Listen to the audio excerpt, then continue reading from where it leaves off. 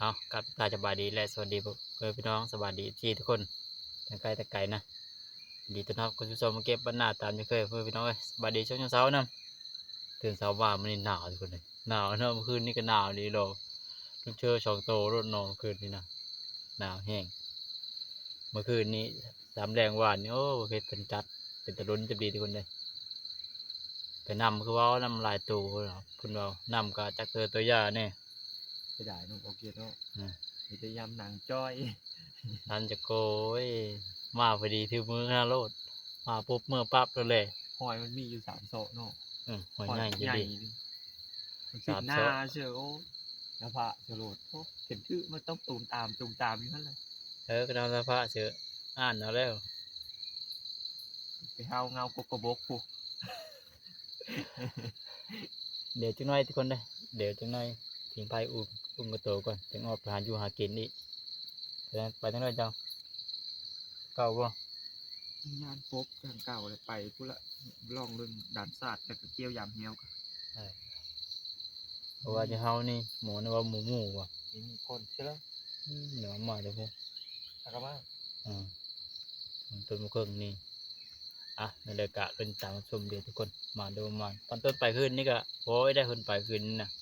ยังแต่คอยผู้เดียวอีกพอวันนี้นะมาจุดนี้นะ ไปทัดแสดง ไปตีใครแตะยังแค่แตะยันปีนี้ยังจันดึกจมูกตะมูไปทัดแสดงไปชื่อแล้วเพิ่น เป็นยิงจักบาทจะเป็นนั้นบ่ จนอยู่ไปไม่ได้ไปบ่ไม่ไปมีไปแล้วค่อยไปเรื่องเป็นตะพุกนี่เลยนี่เฮาทำเดียวละ เฮาเดี๋ยวละโมลายเฮาเดี๋ยวดีกว่า โดนพวกโดนหลาย เดี๋ยวเฮาไปพูดจ้ะความไปโดนพันนะ แสดงมีหน่อไม้กอง หนาว นี่กับบ้านไม้นี่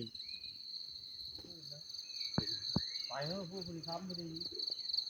ลมแห้งคนเช้าก็ได้ลุยก่อนจะลมรีบลบผมไปสนใจแล้วมาฮอดป่าเลย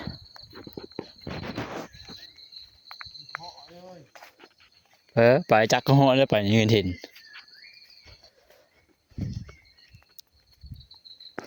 เดี๋ยวนับไปเบิ่งหมูเพชรเป็นยิงนะก่อนทุกคนเลยยิงนภะมันว่าเมื่อคืนนี่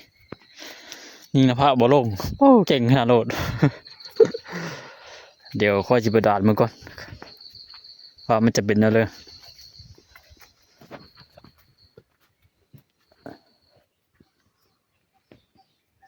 โอ้ทุกคนเห็นเลยความทางแล้วทุกคนความคืนใดนะโอ้ประมาณ2 ช่อปลายทุกคน2 ช่อปลายเกือบ3 ช่อไม่ได้ก็เห็นตัว3 ช่อไม่ได้เลยหอยมันใหญ่ๆอย่างนี้ได้ความคืนเนี่ยความนี่นะคนมาทำแรกว่าในพี่เห็นเฮานี่ก็น่าจะความปุ๊สมต้นปุ๊ตัวข้อนต้นมันไปถ้าสมต้นทางนั้นนะเดี๋ยวค่อยจะย่างรับตั้งๆนี่ทุกคนเลยหมูนี่นะหมูยอมได้เส้นทางเขานี่ก็มีเนาะ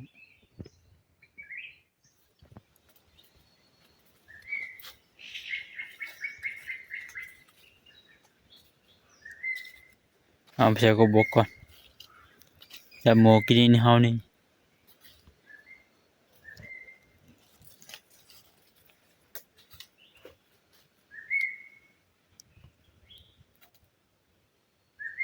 นกแซว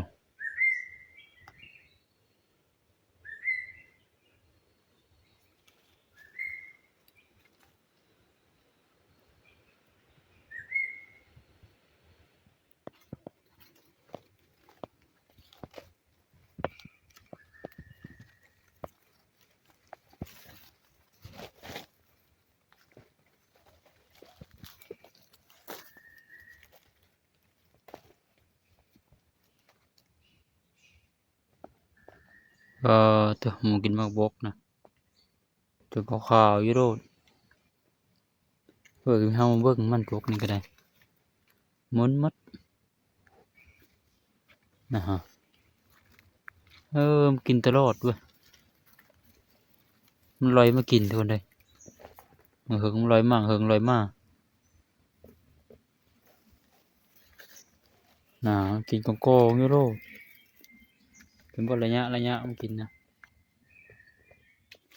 กกไงทุกคนเกิดนี่นะค่อยกับมาเกิดนี่นะประเภทพวกกับมา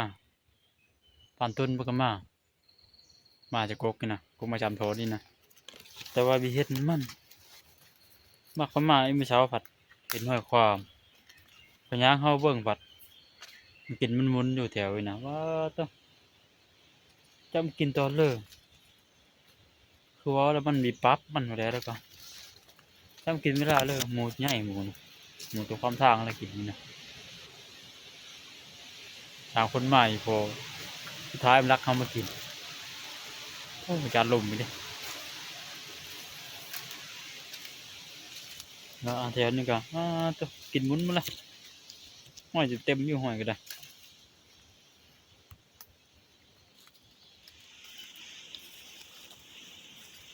จะเป็นรอปลายไม้นะเห็นห่อตัวนึงเมื่อกี้นี่ก็ได้ดึกจะไปทันทำเดินดงไปเลยสิรักกรีนรักทำหมูป่าละห่อก็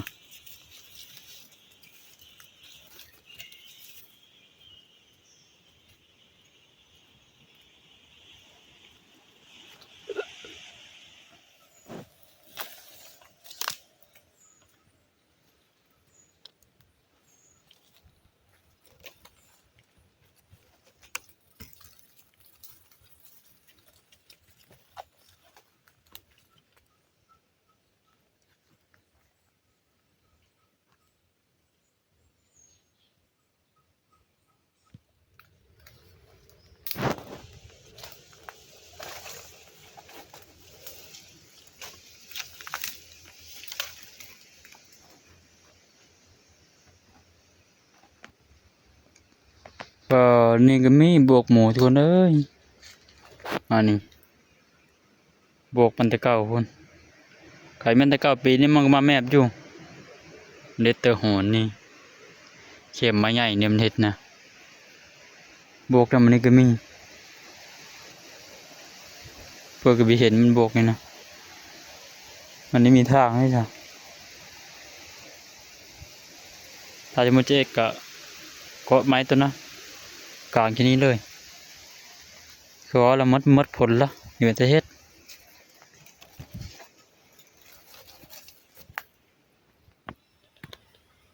นะฮะเขาบอกกงนั้นกะเดี๋ยวค่อยเข้าไปจะเบิ่งอีกก่อนหมูน่าจะกินนะเบิ่ง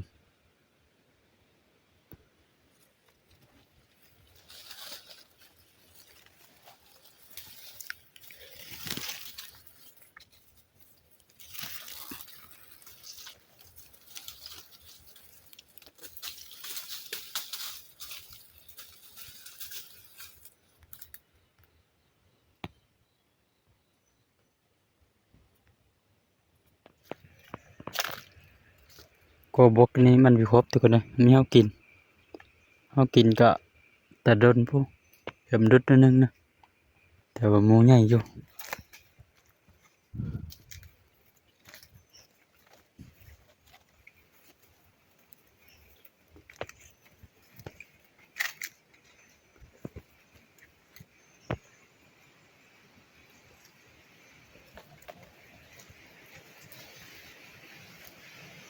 อ๋อตัวลมนะแห้งดี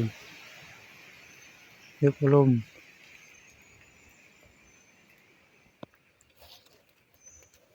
อ๋อ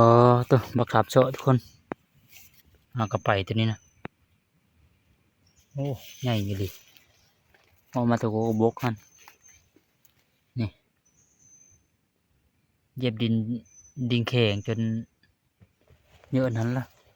น่าจะคืนนี่เบิ่งมีแม่นดาวเสาจะคืนนี่เบิ่งมันไปนะส่วนหลายมันออกกลางคืน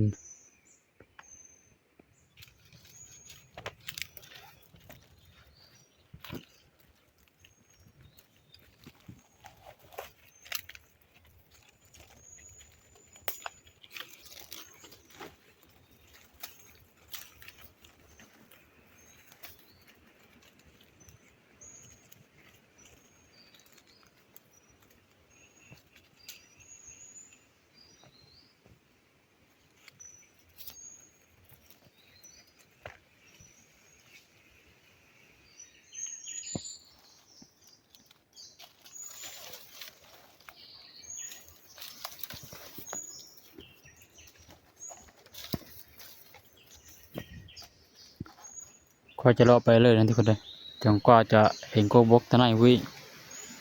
ยำกินอยู่ทนายพุ่งเพราะว่าหมูมันเป็นน้ำใช่ไหมล่ะไปเสียที่นร่มแห้ง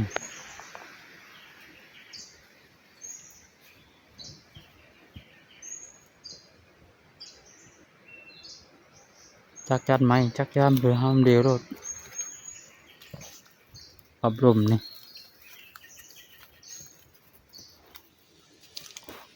เข้ามาบ่วงโกบกตัวนี้นะดุดแถวนี้ทุกคนเลยหมูนี่นะมาดุดแถวโกบกนี่น่าจะมากินโกบกนี่มาเลยมากบกนี่มาเลยเป็นพวกกกนี่กะ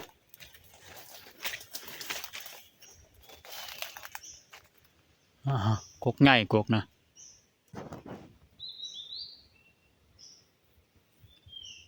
แต่ว่าบกนี่เป็นแค่เดียวแต่ว่ามีดกเป็นจังดีพี่กับน้องคิดว่ามันนี่เป็นทุกคนนะนี่หมูเขามากินอยู่หมูนะอันนี้หอยมันเจ็บนี่กะน้ำโคกกะมานะโคกบิลายเนาะแต่ว่าดุดลายดุดนะเต็มอยู่ดุดเถอะ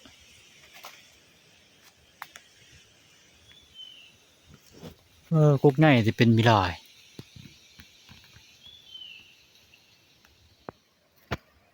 พี่ทุกคนมาเด็ดอยู่มนาซากกินแถวนี้แต่กกบกนี่แต่ว่าเก่าละเก่านี่ก็แสดงว่ามันมาอยู่หมูนะตัวน้อยตัวใหญ่เนี่ยประมาณ2 โซ่ทั้งหมด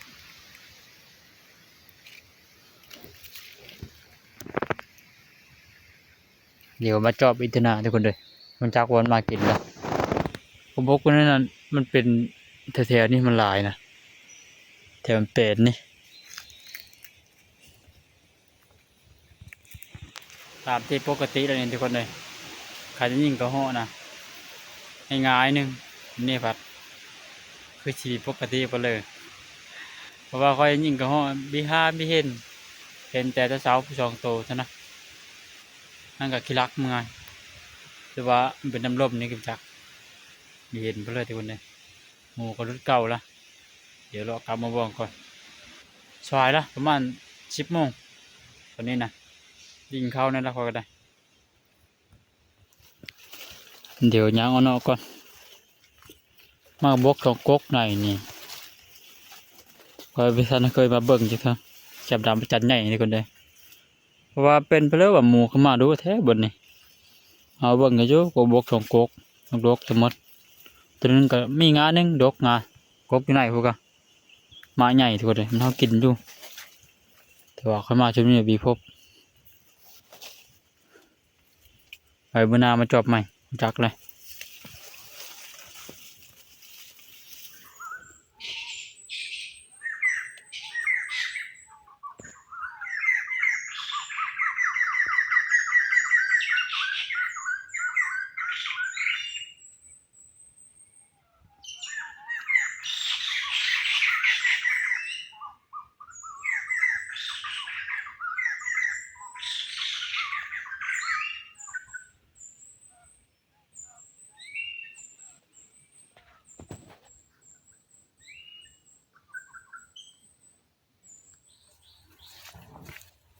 มีแต่นกล่างคนนี้นะนกล่างนกแซวหลายตัว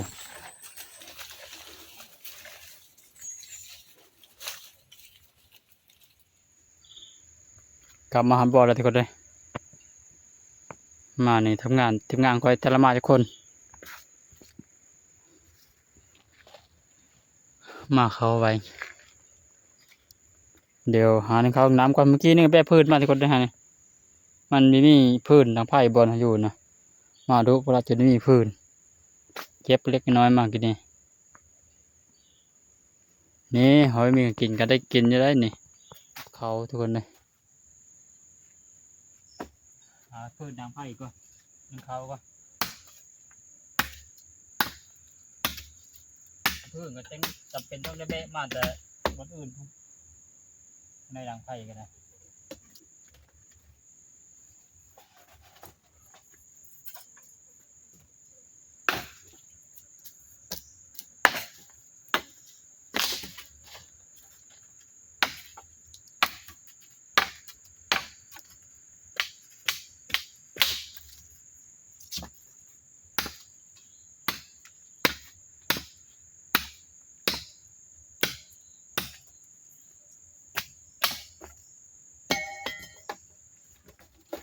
ายรอบประตูเดี๋ยวค่อยบานนะไว้นะ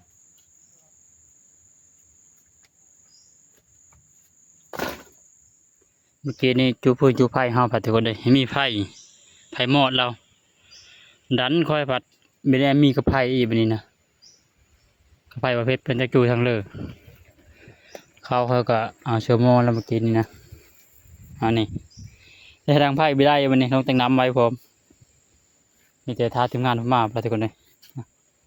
เพราะว่าค่อยมีกระไผ่ เชี่ยวอยู่ ได้ปะ พอตัวนึงตะ หมู พูด หมูเด้ พอตะห้อย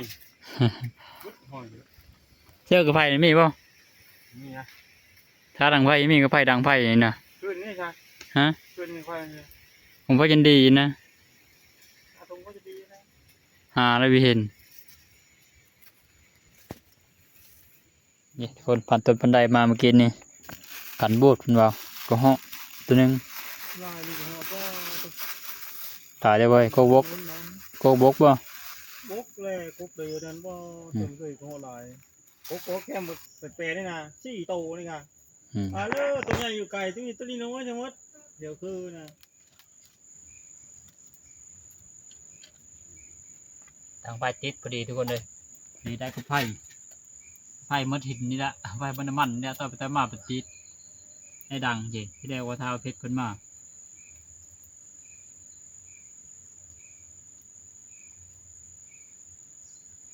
ไอ้นึ่งเข้าเชไผ่มดหินนี่กะ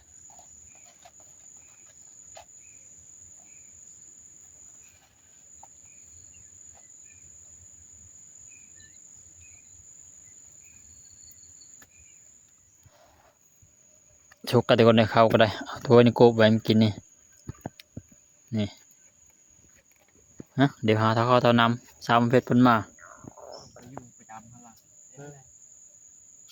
ดูมาเลยมาแล้วมาแล้วประเทศนะ เพชรปากกามาที่คนหาอยู่กินก่อนวันนี้เหาะตัวหนึงนกตัวหนึงนกไม่ได้แต่คืนนี่นกนี่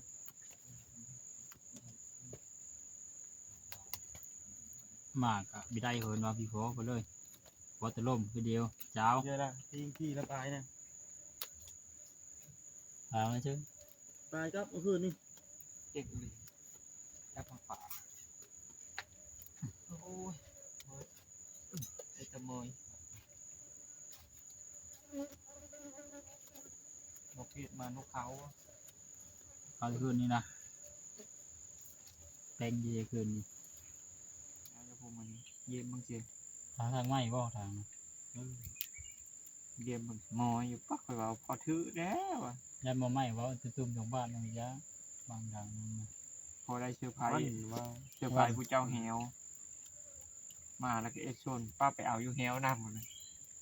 ย่านมีเชื้ออยู่เนาะ เนี้ยพูด แหวเพื่อก่อเลยเลย พยายามพูด แหวเจ้าเลย มันไม่พยายามเพิ่งมาพยายามเป็นทื่อดีกว่าไหม เชเดอร์อัน เนี้ยโบกอะไร ที่บกเก้าอันไหนบก3 คนดึงแหวอันไหนกลุ่มอันไหน นั่นแหละถ้าล้างนั้นเราก็พยายามมีเป็นทื่อกว่าเดียว พยายามแล้วมันนี้ยางหอดพน ว่าอยู่ฮื้อล่ะไม่ว่าอยู่ฮื้ออย่างที่พยายามถ้าพยายามมีทื่อเลยดูหากระทื่ออย่างเมื่อคืนเลยหมูลงที่ก็ยังตื่นแล้วกันมูดเวียนทางอีกเห็นแล้วโย ถือตัวหนึงโอ้ยบ่แห้ง แม่จะยังมาแม่ จางอะไรจางแล้วอันตัวมันถือนะครับหอยมันจางแล้วน่าจะมีหึงเนาะ แดดนี่มันลงแม่มา หน้านี่ก็ลงเลย ผมก็จะล่มกับจักระทึมี ขึ้ ขึ้ น น โบกคนหนาวยังแม่ ทางลายกันเนาะ เชื่อเฮ้ยมีลุ้นอยู่โบกปลูกเปลี่ยนใกล้ เยอะ เราเฉลี่ยพวกมีพลาดนั่น โอยอันนี้นะพ่อโอย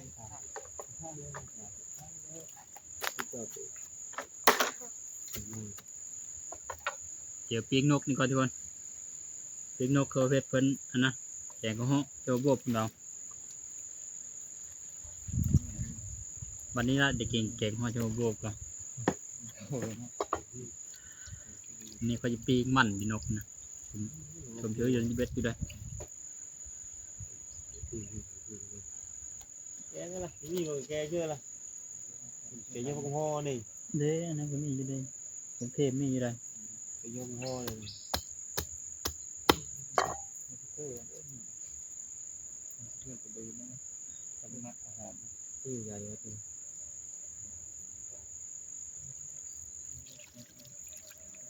ยาม โอ้ยเนี่ยมีทั้งมีดักเป็นถ้าจะไม่เอาเนี่ยมีไปที่จุดโง่ ตัดขึ้นปก2ปกนะครับเป๊ะๆอยู่ปกที่3สิ ลงเชื่อเถอะเนาะ กลางลายเลยเนาะยันได้ทะลุลงนู้น ลูกอีกทีด้วยที่เป็นนักเรียน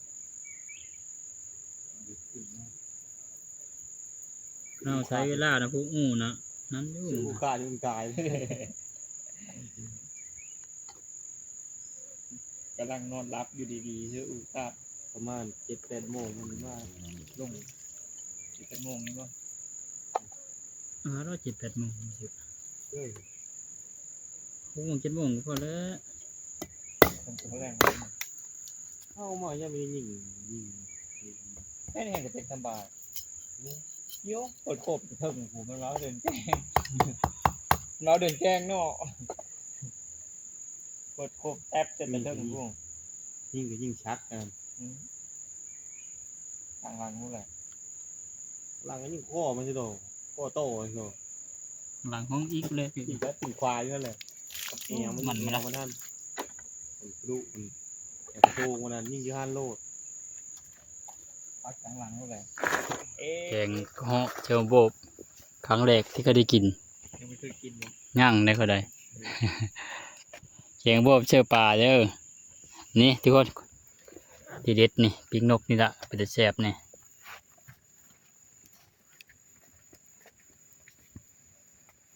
แฮมแล้วอย่างครั้งหนึงก็ครั้งหนึ่งก็แฮมมาเนาะทำจะกินมีนะทั้งแกงทั้งปิ้งปลาแน่ปิ้งนกแน่ ยูดงละมันมีโต๊ะ ฟุกกันทุกคนเลย ทำเลยนักขัตมอด โป่งปิ้ง ตะมอบบ่ตะมาดเลย มันมาปิ้งปลาเลย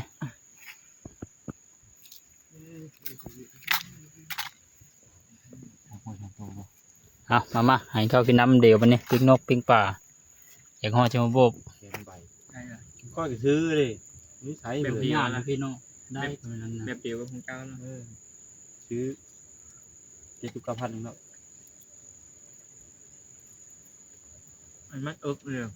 มันคล้ายเอิ๊กเลยแบบเป็นลายเนี่ยมีอยู่คอยมีใจ มีเสียง อยู่จะพีได้ พักนั่นนะ เป็นการเอิ๊กนะมันเป็นสายชาวบ้านนะ เอาจมูกมัน มี มี เสื้อโหครับ เสื้อโหกันนี่ เสื้อโห แบบโมแบบฮัดคือสายโคมไหมล่ะหลังนี่ใช้น่ะ เสื้อแขนนี่ก็มีนะ เจ้าคนนี่ครับ เลือกก็มีนะ เปิดไปง่าย นี่ของพ่อมีเป็นชุดแบบนั้นนะของพ่อนะแขนนี่มันนี่ ก็นำไปเลยตัวเติมตลอดนำก็ได้ชูพอดีมีแห้ง เขาแดง มีเป้ย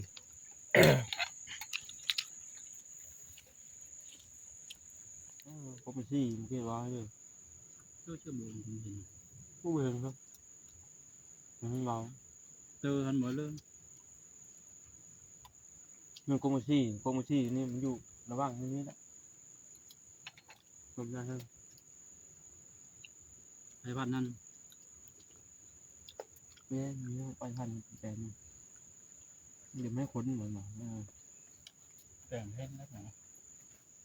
เอาก้นกินข้าวกินน้ำยาเป็นที่เรียบร้อยได้ถือว่าเมนูอาหารก็ถือว่าโอเคอยู่มีปิ้งปลาปิ้งนกแกงเหาะกับพักพี่ตอนน้องมาลงวันนี้เลยก็ได้ขอมกใจพี่น้องอะไรเอฟทีทุกคนทุกท่านที่เกติดตามรับชมพบกันในคลิปหน้าทุกคนคลิปนี้ลาไปก่อนไปดี